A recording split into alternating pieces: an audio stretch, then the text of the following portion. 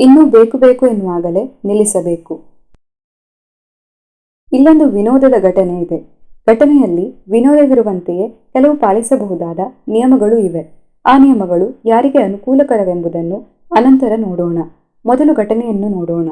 ಒಂದೂರಿನಲ್ಲಿ ಒಬ್ಬ ಸಂಗೀತದ ಮಾಸ್ತರ್ ಇದ್ದರು. ವರ್ಷಗಟ್ಟಲೆ ಪಾಠ ಮಾಡಿದ್ದರು. ಹಾಡಲು ಕುಳಿತರೆ ಮೈಮರೆಯುತ್ತಿದ್ದರು. ಕೆಲವೊಮ್ಮೆ ಕೇಳುಗರು ಮೈಮರೆತು ಕೇಳುತ್ತಿದ್ದುದನ್ನು ಅವರು ಗಮನಿಸಿದ್ದರು. ಒಮ್ಮೆ ರೈಲ್ವೆ ಸ್ಟೇಷನ್ನಿನ ಬಳಿಯಿದ್ದ ರಸ್ತೆಯಲ್ಲಿ ನಡೆದು ಹೋಗುತ್ತಿದ್ದರು. ಅಲ್ಲಿ ಅವರಿಗೆ ಕೆಲವರು ಪರಿಚಯಸ್ಥರು ಸಿಕ್ಕರು. ಲೋಕಾಭಿರಾಮದ ಮಾತುಕತೆ ನಡೆಯಿತು. ಬಾಗಿಲು ಮುಚ್ಚಿದ ಅಂಗಡಿಯೊಂದರ ಜಗುಲಿಯಲ್ಲಿ ಕುಳಿತು ಎಲ್ಲರೂ ಮಾತನಾಡ ಹತ್ತಿದರು. ಒಬ್ಬರು, ನೀವು ದಾಸರ ಪದಗಳನ್ನು ಚೆನ್ನಾಗಿ ಹಾಡುತ್ತೀರಿ ಎಂದರು. ಮತ್ತೊಬ್ಬರು, ವಚನ ಗಾಯನದಲ್ಲೂ ತಮ್ಮದು ಎತ್ತಿದ ಕೈ ಎಂದರು. ಇನ್ನೊಬ್ಬರು, ತಮ್ಮ ಶಿಷ್ಯರು ಅಮೋಘ ಸಾಧನೆ ಮಾಡಿದ್ದಾರೆ ಎಂದರು. ಹೊಗಳಿಕೆ ಯಾರಿಗೆ ಪ್ರಿಯವಾಗುವುದಿಲ್ಲ. ಪರಿಚಯಸ್ಥರು ಹೊಗಳುತ್ತಲೇ ಹೋದರು. ಮಾಸ್ತರು ಹೊಗಳಿಕೆಯ ಪೀಠವನ್ನು ಏರುತ್ತಲೇ ಹೋದರು.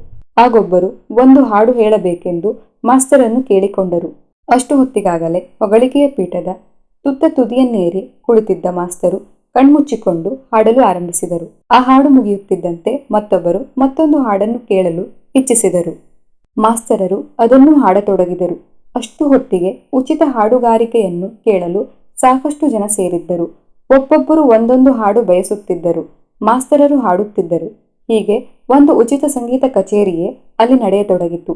ಕೇಳುವ ಕಿವಿಗಳು ಹೆಚ್ಚಾಗುತ್ತಿದ್ದಂತೆ ಹಾಡುವ ಬಾಯಿಯ ಉತ್ಸಾಹವು ಹೆಚ್ಚಾಗುತ್ತಾ ಹೋಯಿತು. ತಮ್ಮ ಹಾಡು ಕೇಳಲು ಇಷ್ಟೊಂದು ಜನ ಸೇರಿರುವುದು ಕಂಡು ಆನಂದವೋ ಆನಂದ. ಮಾಸ್ತರರು ಕಣ್ಣು ಮುಚ್ಚಿ ಹಾಡುತ್ತಿದ್ದಂತೆ ಎಲ್ಲಿಂದಲೋ ಠಣ್ ಠಣ್ ಠಣ್ ಠಣ್ ಶಬ್ದ ಕೇಳಿಸಿತು. ಅದನ್ನು ಕೇಳಿ ಅವರು ಕಣ್ತೆರೆದು ನೋಡಿದರು. ನೆರೆದಿದ್ದ ಜನರೆಲ್ಲ ಒಬ್ಬೊಬ್ಬರೇ ಸರಸರನೆ ಎದ್ದು ಹೋಗುತ್ತಿದ್ದರು. ಪರಿಚಯಸ್ಥರು ಹೊರಟು ಹೋಗುತ್ತಿದ್ದರು. ಕೊನೆಗೆ ಕೇವಲ ಇಬ್ಬರು ಉಳಿದುಕೊಂಡರು. ಏಕೆಂದು ಮಾಸ್ತರರಿಗೆ ಅರ್ಥವಾಗಲಿಲ್ಲ. ಹಾಡುವುದನ್ನು ನಿಲ್ಲಿಸಿ ಆ ಟಣ್ ಟಣ್ ಶಬ್ದವೇನು, ಜನ ಏಕೆ ಎದ್ದು ಹೋದರು ಎಂದು ಕೇಳಿದಾಗ ಒಬ್ಬರು, ಇಲ್ಲೇ ಸಮೀಪದಲ್ಲಿ ರೈಲು ನಿಲ್ದಾಣವಿದೆ. ಆ ಟಣ್ ಟಣ್ ಶಬ್ದ ಟ್ರೇನು ಬರುವ ಸೂಚನೆಯ ಗಂಟೆ.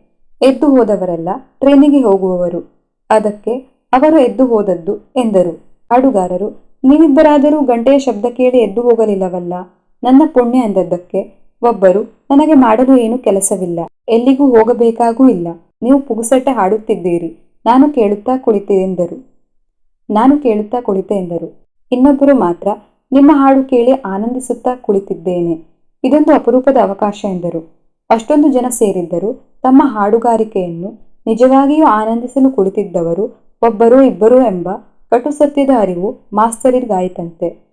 ಈ ಪ್ರಕರಣದಿಂದ ಪಾಠ ಕಲಿತ ಮಾಸ್ತರರು ತಮ್ಮ ಹಾಡುಗಾರಿಕೆಗಾಗಿ ಕೆಲವು ನಿಯಮಗಳನ್ನು ತಾವೇ ಹಾಕಿಕೊಂಡರಂತೆ. ಅವೇನೆಂದರೆ, ಎಲ್ಲೆಂದರಲ್ಲಿ ಹಾಡಲು ಕೂಡಬಾರದು, ಕುಳಿತವರೆಲ್ಲ ಕೇಳಲೆಂದೇ ಕುಳಿತಿರುವರೆಂದು ಭಾವಿಸಬಾರದು, ಕೇಳುವವರು ಇದ್ದಾರೆಂದು ಹಾಡುತ್ತಲೇ ಹೋಗಬಾರದು, ಅವರು ಇನ್ನೂ ಬೇಕು ಬೇಕು ಎನ್ನುತ್ತಿರುವಾಗಲೇ ನಿಲ್ಲಿಸಬೇಕು.